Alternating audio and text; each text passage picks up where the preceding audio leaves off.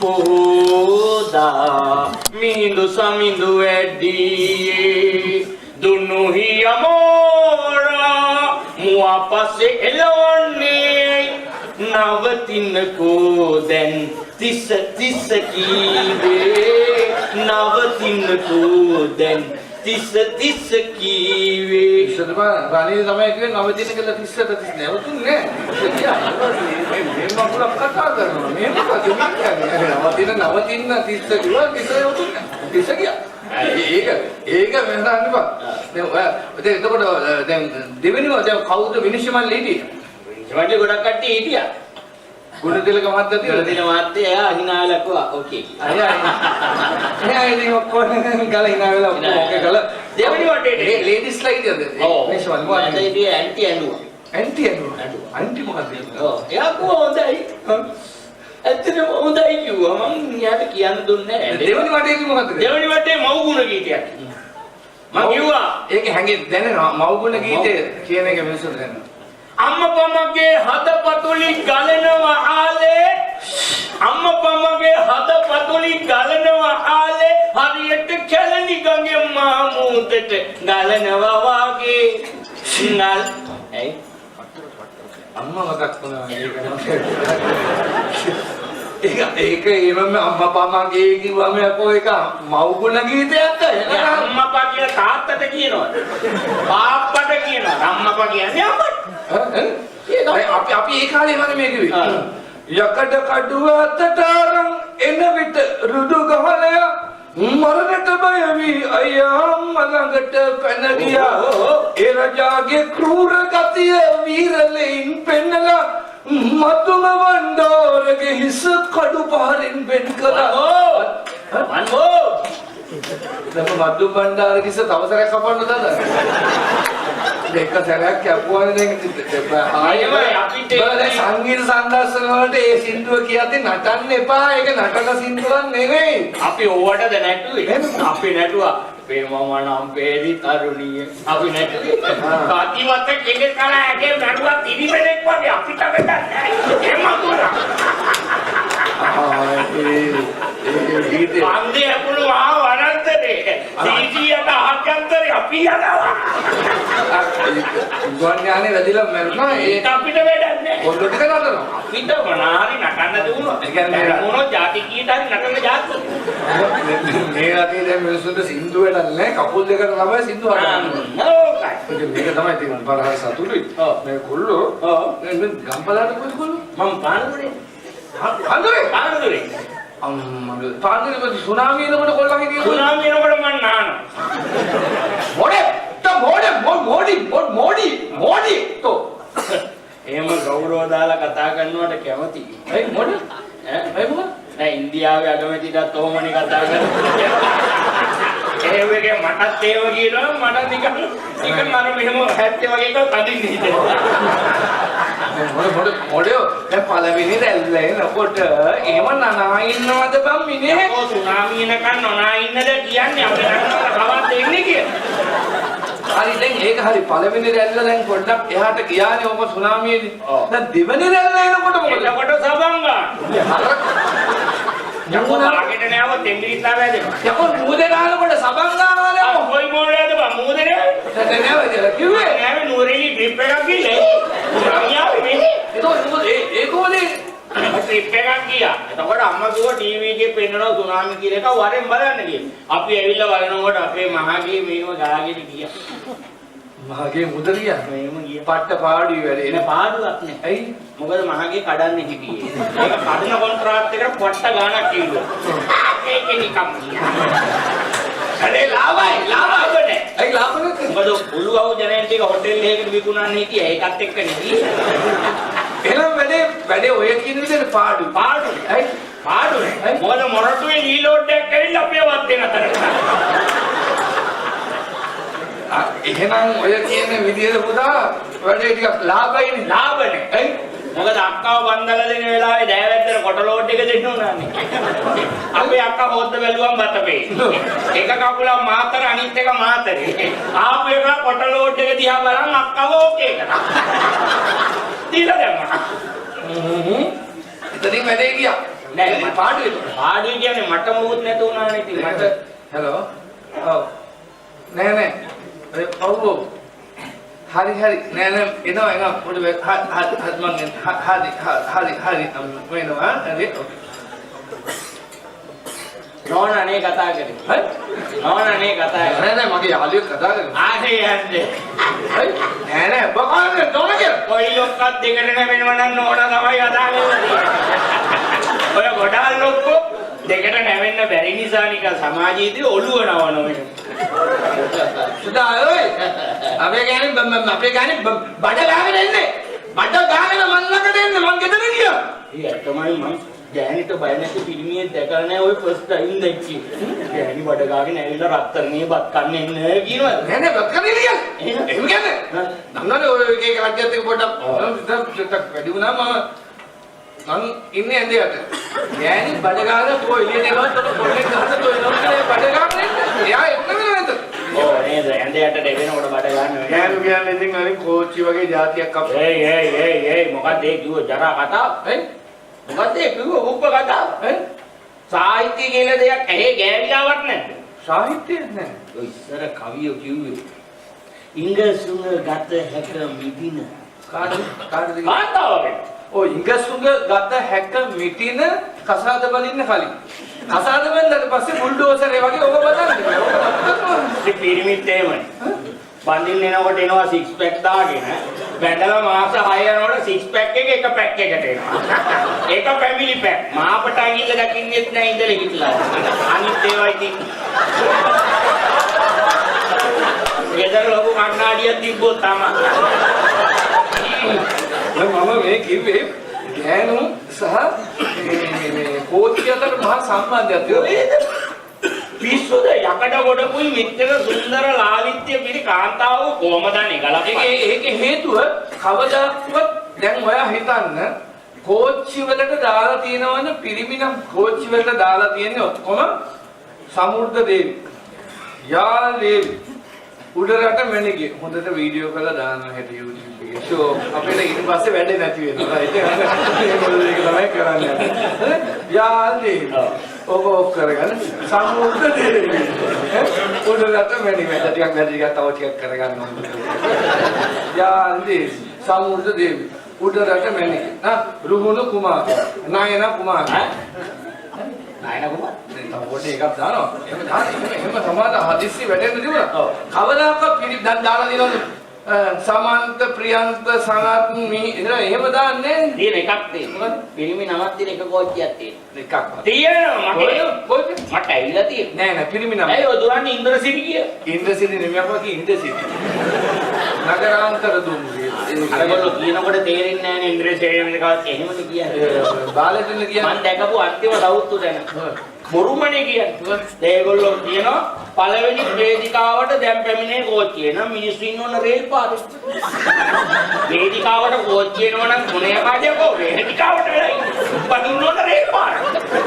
වේදිකාවට කෝච්චිය නැහැ නේ කියන්නේ රේල් පාර. පළවෙනි වේදිකාවට එනවා. එහෙම පස්සදිනවා. දැන් ඔයා හිතන්නේ ගැහැණි කෝච්චිය මම සමාන කරන ප්‍රධාන හේතුව කවදාවත් ලංකාවේ කෝච්චි වෙලාවට එන්නෙත් නැහැ ගැහැණි වෙලාවට එන්නෙත් නැහැ.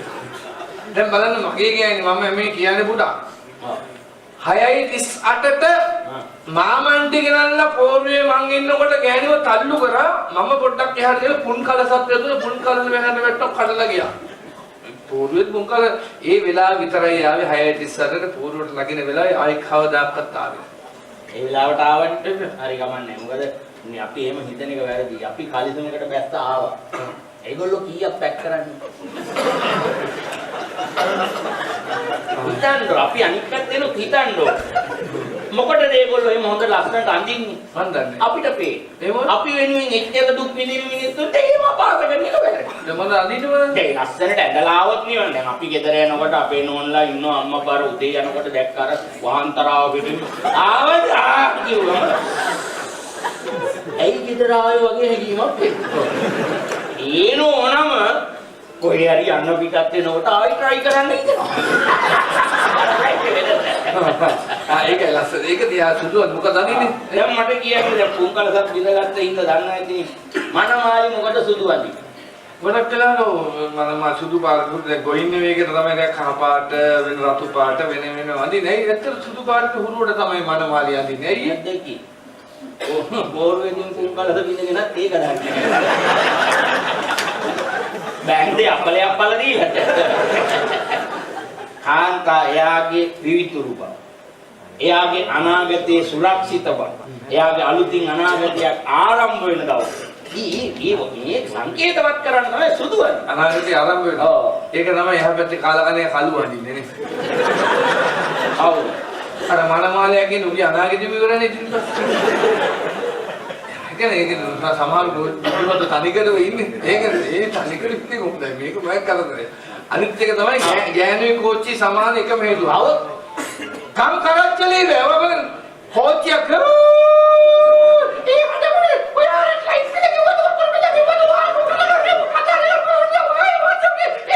මේ හදේ කෝච්චියේ සම්මානයි මම විරුද්ධයි. මේ ලෝකේ පවතින ක්‍රමවේදයක්. මොකක්ද? මේ ලෝකේ තියෙන ක්‍රමය තමයි යාළු වුණා. යාළු වුණ කාලේ කොල්ල කතා කරනවා කෙල්ල අහගෙන ඉන්නවා. ඒ කොහොමද? ඔව් කොල්ල තමයි කොහොම කියන්නේ අපි බැන්දම් මෙහෙම කරමු මෙහෙම කරමු. මගේ නම කොහොමද? කෙල්ලගේ නම කෙල්ල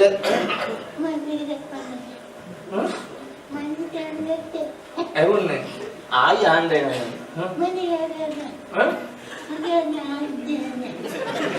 කණ්ඩේ එන්නේව නෑ. ඉතින් කොල්ල හිතන අම්මෝ අනික් ගෑනු අතරින් මට ලැබිච්ච ගෑණි බලහන් කනට එන්නේ යකෝ කතා කරා. පාදි. දැන් ගම වැඩි අනිත් පැත්ත ගන්න. ගෑණි කතා කරන මිනිහාන්නේ. මෙයා ගෑණි අරක වරනවා මේක කරන්න මේවා ඔක්කොම ලයිට් බිලයි වතුර බිල මොකක් හරි මැක් එකක් හරි මොකක් හරි දා. ඕ ආයේ කෙටි වචන උගාව. ඔන්න අවුරුදු 10ක් විතර ගිහින් ළමයි මම බෙලා සන්තෝෂෙන් ඉන්නවා. නෑ. දෙන්නම කතා කරනවා වටේ ගෙවල් වල එවුන් අහගෙන. අන්න එතකොට තමයි හනිමූන් එකේ ඉඳන් පැටිගිරිය දෙර මෙල්ලේ තියෙන්නේ. එතකොට ළමයි කතරගම යනවා කියලා අතරමඟ ඉඳලා ආපු අහුවේ. ලව් කරලා නැහැ මොකද? ලව් කරලා මම අම්මෝ අටේ පන්තියේ ලව් කරා. මම හරි ආසයි මම විහාරමාදී පාටියේ තමයි යන්නේ. ගෑල්ලමත් එක්ක. ඔව් දැන් ඔක්කොම වටේ අයින් කරලා නේ දැන් අපිට අයින් කරන්න. ඔයකේ පාඩුවක් තියෙනවා. ඇයි? පේන ප්‍රමාණය වැඩි.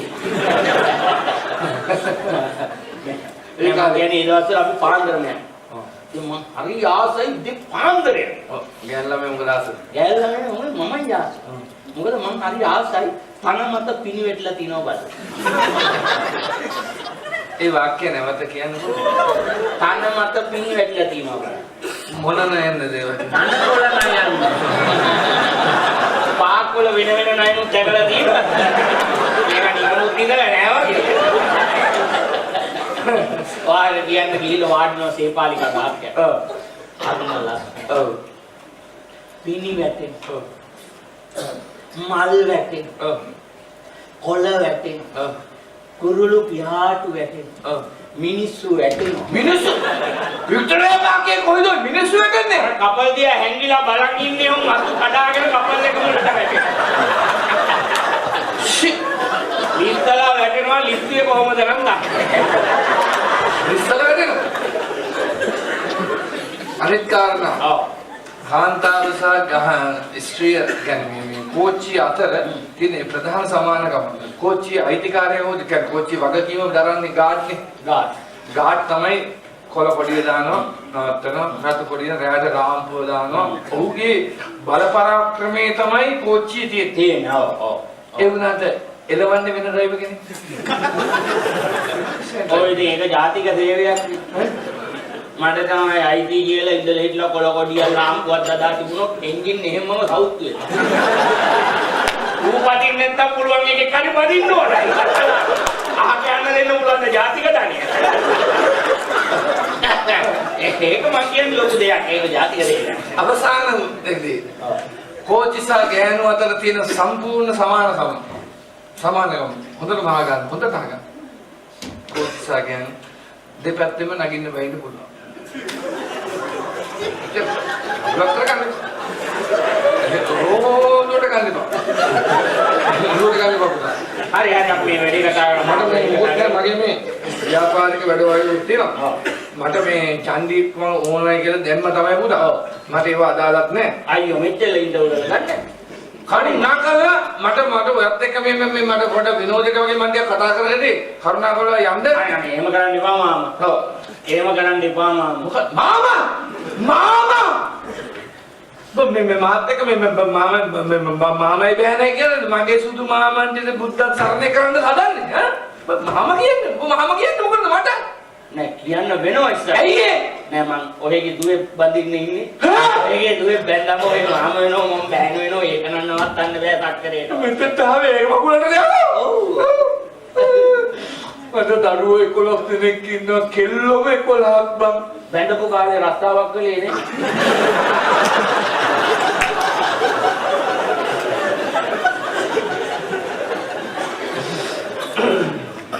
දැන් මට ඒව වැඩක් නෑ. ඔබ මොකද්ද ඔබ කරන රස්සාවද මම ඇත්තටම මේ මැරේක් වගේ ආවේ වාව කොහොමද යමු වෙන්න ඕනේ නේද? ඇත්තටම මම එහෙම කෙනෙක් නෙමෙයි මං කුක් කෙනෙක්.